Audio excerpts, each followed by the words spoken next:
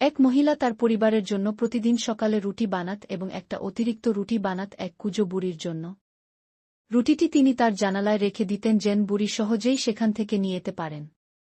কিন্তু কুঁজো প্রতিদিন রুটিটা নিয়ে যেত আর সে কৃতজ্ঞতা জানানোর বদলে বিড়বিড় করে বলত, খারাপ কাজ নিজের কাছে রয়ে যায়, কিন্তু ভালো কাজ উপহার হয়ে ফিরে আসে।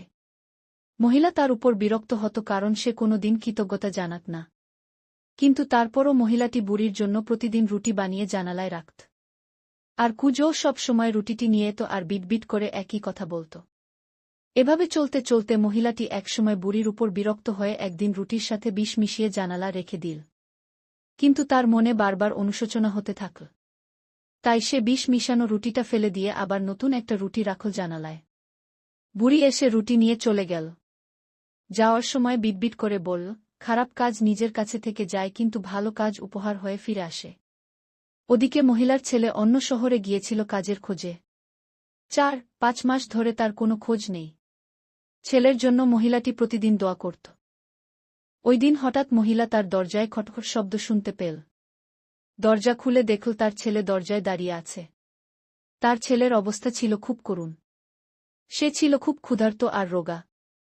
তার পরনের কাপড় ছিল ছেঁড়া। সে তার মাকে জড়িয়ে ধরে কেঁদে উঠল এবং বলতে লাগল, আমি হয়তো আজ ফিরতে পারতাম না। আমার শরীরে এক বিন্দু শক্তি ছিল না।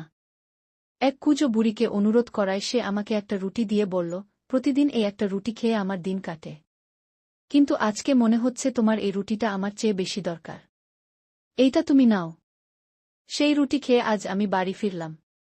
মহিলাটির বুঝতে বাকি রইল না যে রুটিটা তার হাতের বানানো এবং ওই রুটিটাই তার ছেলে কুঁজো বুড়ির থেকে পেয়েছে।